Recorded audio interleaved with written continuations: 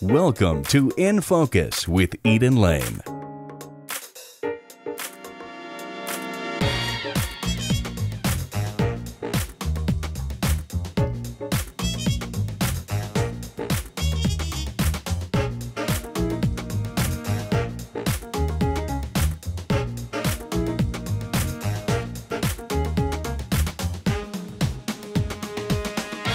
Hi, I'm Eden Lane. Thanks for joining me for In Focus. We're at the Pinnacle Event Center for Wonderbound's season opening production of Enduring Grace.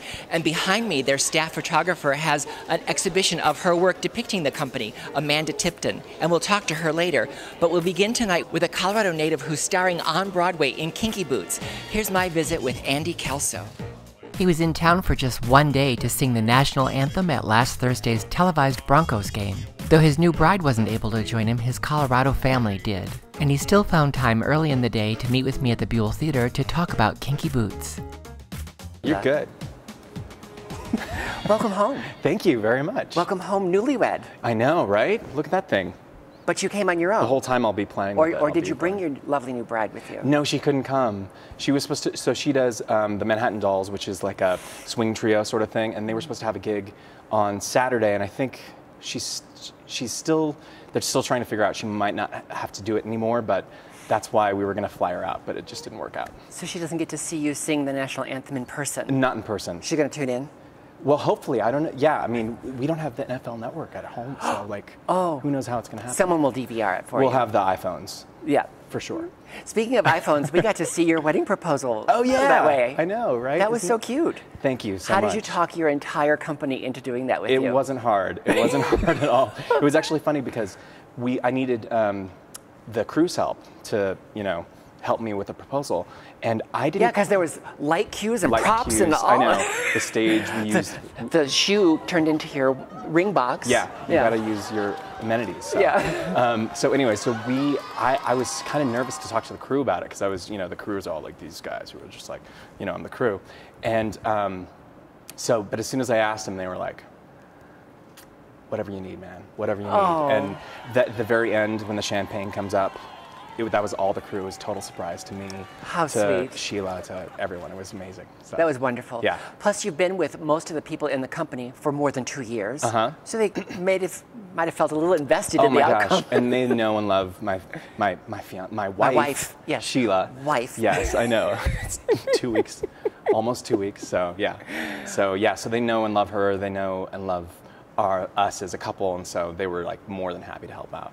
I think that might surprise a lot of people to know that when you are with a show from the very beginning, that it was more than 2 years before you got to Broadway, really. Yeah, and part of it was on and off. In fact, my very first reading, it was a year before that reading and the next workshop that I did. Big gap in between. Yeah, a big gap in between.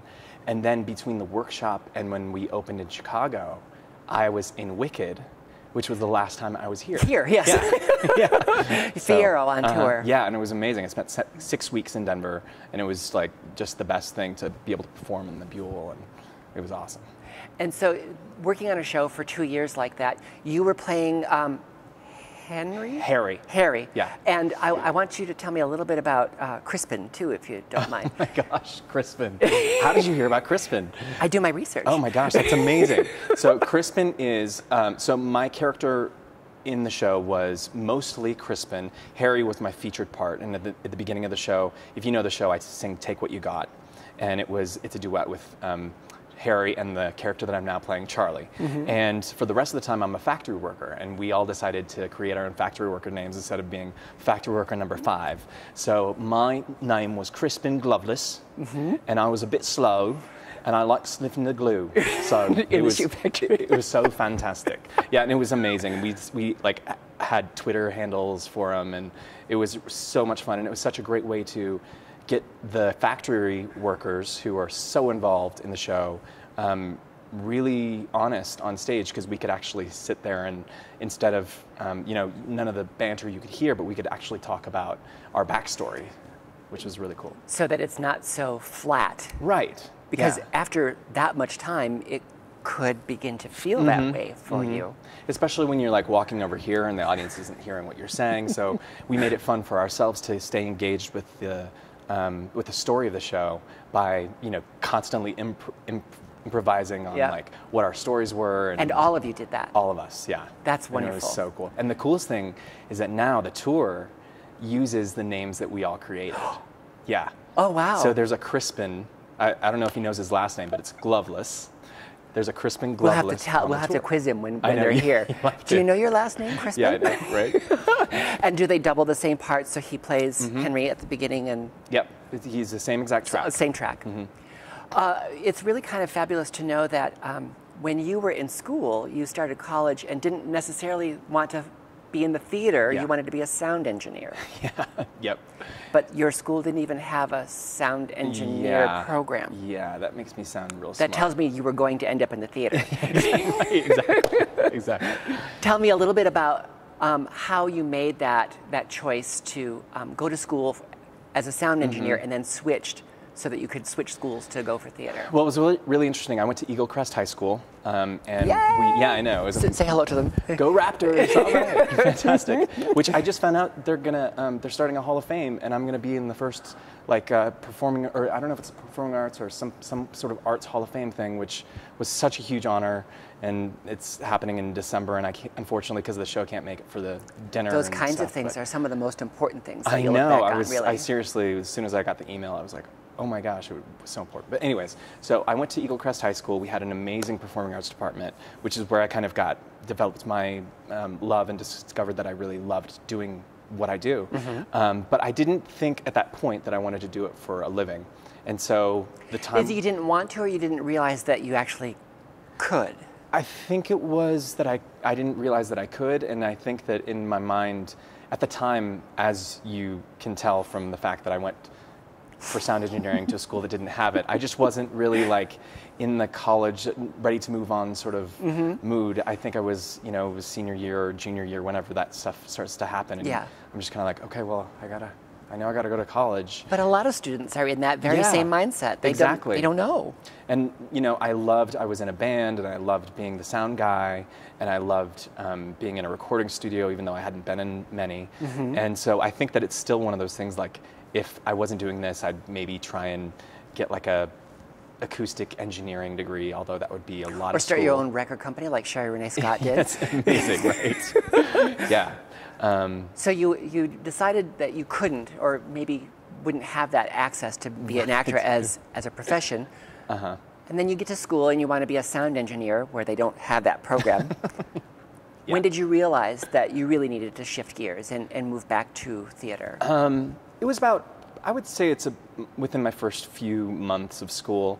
I was at CSU, and I was just doing gen eds and just living my freshman my college life, which was amazing, in the dorms. And I just kind of realized that something was missing. And I remember, in fact, auditioning for the musical, which was like 1776 or something, and getting cast. Not a bad show. Yeah, not a bad show. And I got cast in it, and then I was like a really small part, and it was conflicting with like a lab thing, and so I couldn't end up doing the show. And so anyways, I just decided that I would start auditioning for the programs, the theater programs around, and just see what happened. And I got accepted into UNC with a theater scholarship, and there was just kind of no turning back. The very next year I transferred and got on track to graduate within 3 years of changing school, so within my 4 years of college. So you didn't add any extra time by switching. Any extra time, yeah. That's great. They were great because they allowed me to in fact, the fact that I did general eds my freshman year was a blessing because I got it out of the way. Yeah, tick, tick, tick, tick, done. Right. Now I can do the fun stuff. Yeah, exactly. You also worked at Country Dinner Playhouse while you were here. What did they do in the rehearsal spaces at Country Dinner Playhouse that so many of you have gone on to these great gigs, great careers? I don't know if there's one specific thing. I just remember my time there was so much fun. It was just a great community to be. We were all, it was kind of like we were all in this place together. I was a barnstormer too, so I'd spent so much time there, developed such great friendships and relationships with these people and other actors. And they were the ones, the older actors who had been there and who'd been in the theater community for years and years and years, had kind of like were the people who taught me, Your master class. Exactly. They took what I learned in school and said, okay, this is how you apply it, and just by kind of like watching and observing and asking questions and getting picked on and stuff, you just kind of, it was like an initiation. Yeah, a little hazing here and there. Exactly. But clearly that served you and many others well, because you went on to do things in New York. How did you make that leap to go from working in a really strong theater community like here to go to New York? I mean, were you scared? I was really scared. I wasn't, one of the biggest things that actors have to decide is if they're going to join the union before they come out to New York. And I had the... You don't recommend them going there and then seeing if they can get a union gig? Well, that's the dilemma, because, if you go join out there first. as non-union, then, it's maybe harder to get seen for the bigger shows, but then... Because they're closed auditions, union only. Usually, or they're just, harder to get into. And you're also in a pool, if you're a younger actor with no experience, then you're in this pool with people who have Broadway credits, and so it's just kind of like one of these things. You have to just make the decision for yourself. And so did you join Equity before you left? My last show here was at the Arvada Center. It was The Drawer Boy, and I was offered my card, or I could either take it or leave it, and I just decided, you know what, I'm going to take it, because I should at least just believe in myself that I can go out there and succeed and try. And it was really hard. I mean, I remember going to my first auditions in New York and looking at someone's resume and saying, oh my gosh, they've been on Broadway 3 times. And I'm sitting here, and this is my 3rd audition in New York City, and I'm still trying to figure out how to give my book to the accompanist and, and all this stuff. So it was really nerve-wracking, and it took me a while to figure that out, but, So when did you get your first job when you moved to New York? My first job I didn't get for about a year and a half. A whole year and a half? Yeah, and wow. I did Footloose in Atlantic City. so yeah, and it was great, and it was a great gig, and I spent like a summer in Atlantic City, which was awesome. But yeah, it was a good, hard year and a half of just kind of getting rejected and waiting tables and almost getting fired from a waiting tables job, and just like figuring out like, oh my gosh, how am I going to survive here? And that's kind of one of the things that made me grow and love the city, actually. So. And now you have one of those resumes that a new person will look at and go, wow, he's done Wicked and Kinky Boots. Right. The original cast of Kinky Boots. So you got to be there for the recording sessions. Yeah, I'm on the original cast album. album. One of those full circle moments, isn't it? It was amazing. And this is the first time that you were in the original cast of... What does that feel like? Even though you're in the ensemble at that time, what does that feel like? There's really nothing like it, and especially with this show, it's been a dream since day one. It really has. The creative team, Jerry Mitchell, Harvey Fierstein, Cyndi Lauper. Excuse me, I'll just pick all that up for you. Right, exactly. Exactly.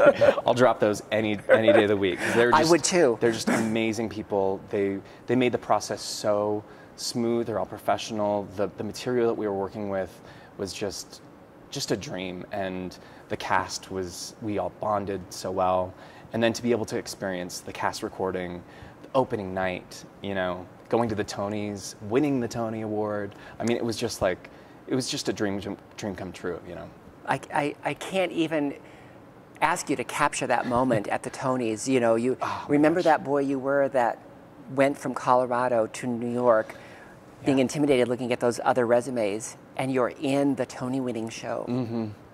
Yeah, that was pretty awesome. I mean, it was a magical night for sure. And some other young people who come to New York to see you starring in Kinky Boots will be that same kind of guy or girl who's at home going, I've got to come here and I've got to take my shot. Right. So what advice do you give them? Never give up. That's always my first thing that I say, because as actors, there's always the thing, and this is true too, but if there's anything else you can do, you should do it, because it's not an easy career, and there's no bones about that. You do it because you can't not do it. You can't. They all say that. It's such a cliche, but it clearly it's true. It's true. And who would go a year and a half working those kinds of circumstances if they really just didn't have to?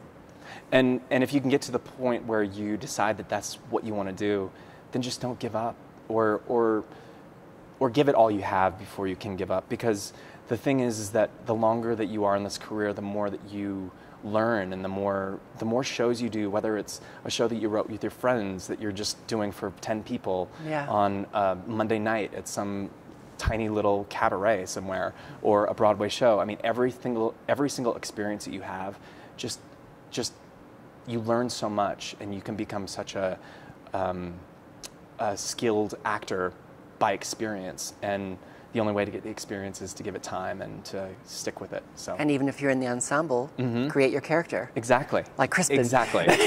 Give it all you got, man. Give it all you got. Earlier today, actually, as we're taping this, John Moore released an interview he did with Cyndi Lauper, where she talked about you. Okay. Did you hear it? What'd she say? No, I haven't heard it. She said that you were a hard worker. That you were sexy. All right. Yeah. Go on. Yeah. She said you had great tone.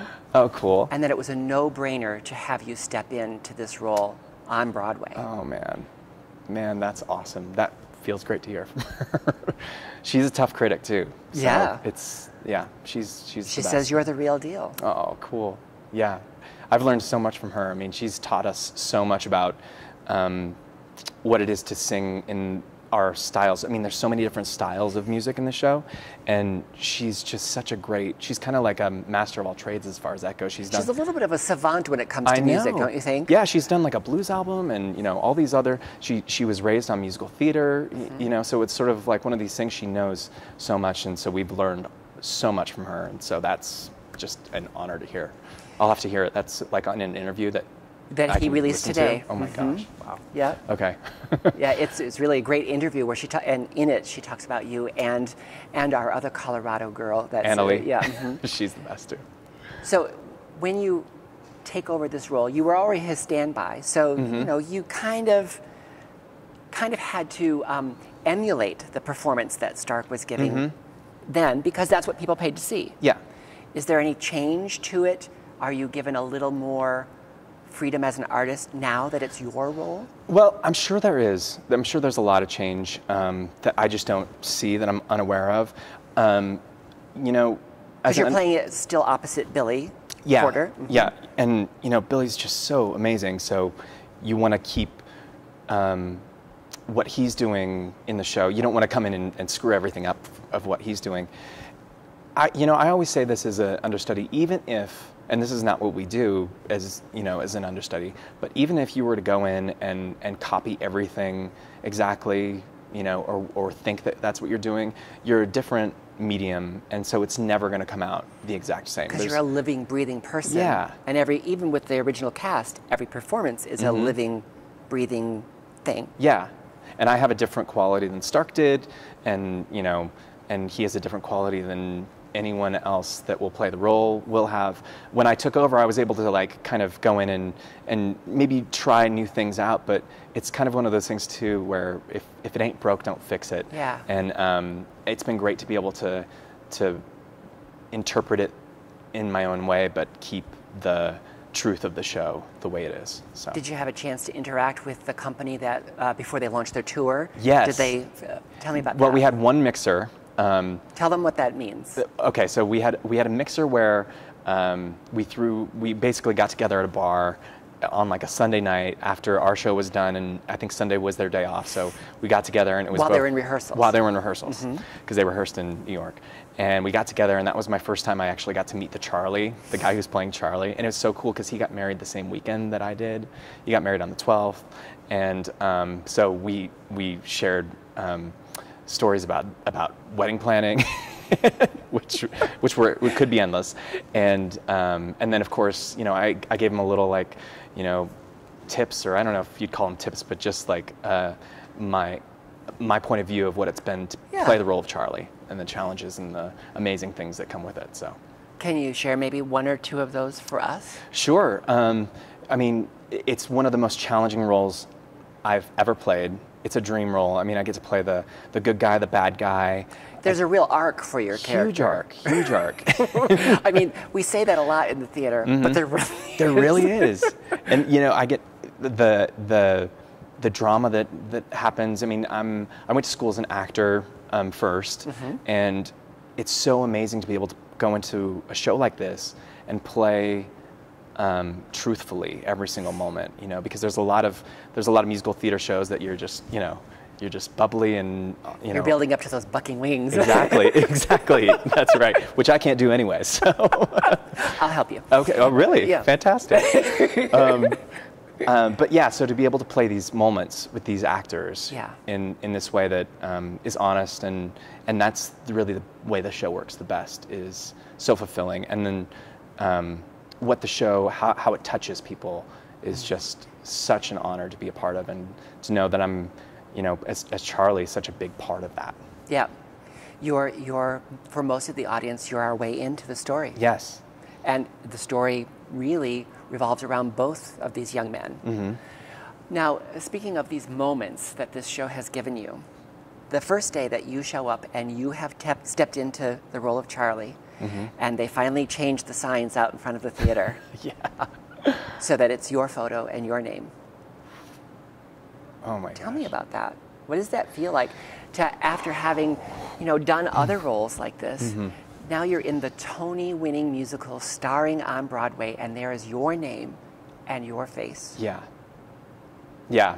I'm on a pillar on Broadway, on 45th Street. Right by where they stand for rush tickets. Yeah, I know. And sometimes, since we don't get super access to the tickets, I'll put my name in for a friend. It's so weird because I'm just like, it's me. But no, it's overwhelming. It really is. You know, no words can really describe it. It's really cool. And another thing is, like, on 45th Street is where I had my first waiting tables job. It was Pulio's, and Pulio's is no longer. Not there anymore. But yeah, it was where my very first job in New York City was on 45th Street, about 200 yards down the street from Kinky Boots. And, you know, every day I walked to work and I'm just like, you know, pinching myself the whole way, so. Well, I'm awfully glad that while you're here to sing for the televised Broncos game, the national anthem, that's a whole nother interview about singing the national anthem live on television. Yeah. I'm so glad you made time to talk to us today. Me It's such a too. delight to meet you. Welcome home. Thank I you. know it's a quick in and out, but when you come back to us again, I cannot wait to talk to you more about what you've experienced in this show and the lessons that you can share for others at your own high school. Yeah, I know. As a member of their Hall of Fame. I know, but. Thanks so much. Thank you. Andy Kelso has returned to his starring role in Kinky Boots on Broadway, but the national tour is playing in Denver right now. Here's a look at the touring cast.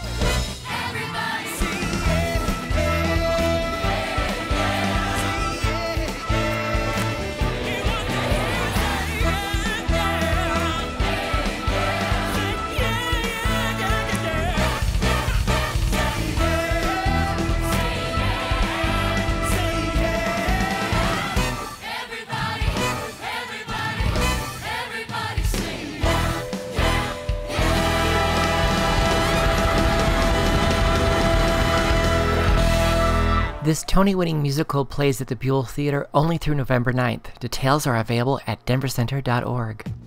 Wonderbound just began their 2014 season with Enduring Grace, renewing their commitment to contemporary dance to live music and collaboration with other artists, which included an exhibition in the lobby by staff photographer Amanda Tipton. So how wonderful that after 4 seasons of being the staff photographer, this season is opening with an exhibition of some of your photos of the company. It's really, it's very rare that you get to go, you know, this is a thing that I've done, right? And kind of show something over that amount of time, and it's been really great, yeah. It really also speaks to the tone that Wonderbound has set of collaborating with all sorts of other artists. They don't just bring you in to photograph for a publicity shoot. Clearly, you're in among them quite frequently. Yeah, it's definitely sort of a backstage pass, the stuff that I do for them. I shoot at rehearsals a lot. I shoot during the dress rehearsals. Nothing here is posed. Everything is happening in the moment as it's occurring, either on stage or in their space at Junction Box. So I don't control light, I don't control anything, but that also kind of gives you a real look at what they're doing and how they feel, and there's a lot of emotion behind that you might not otherwise have if it was posed. So the fact that you spend so much time with them really helps you uncover these glorious moments because you're able to pick up on those cues. What other differences are there between being this embedded journalist and artist as opposed to the other kinds of photography that you might do for another arts organization? It's also helpful for them, for their audience as well, to have that backstage pass, right? There's probably a picture that goes up every day on Facebook. It's not the same way when you're doing the promotional work, right? Like you can't just put up a touching moment that happened at rehearsal. Doesn't happen necessarily in those very commercial photography sort of setup with the big flashes and the whole 9 yards. And so we're able to kind of give the audience an idea of what goes on and who they are in a way that we wouldn't necessarily be able to otherwise. What kinds of challenges and what kinds of equipment do you employ to capture these great secret moments? Fast feet and a fast lens. Because especially when in the dark, I can't use a flash or anything like that. So it's a very fast, exactly. Are you using a DSLR or using film? It's a DSLR. There's no way I could shoot film. I probably shoot 3,000 images for any given ballet, and we can probably use about 100 of those 3,000 by the time we're done. And that's when things are good and we're working hard. You could capture the most perfect moment, and the dancer's body position is beautiful, and their eyes are closed. Like there's just, you can't do it again either. It just is the thing that it is. So now, one of the other wonderful components of showing this as an exhibition at the beginning of Wonderbound season this year is these images are for sale. Yes. I am privileged to know Eric Delamore and Eric Nord from Leon Gallery. They helped sort of set up this gallery exhibition that you see around, and Leon is taking care of all of that stuff tonight, so that's fabulous. Yeah. Well, congratulations on a wonderful show to kick off the season, and what a wonderful gig you have being part of the company in the way that you are. Congratulations. Yes, thank you. More details about Amanda Tipton's photos and the rest of the Wonderbound season is available on their webpage, wonderbound.com.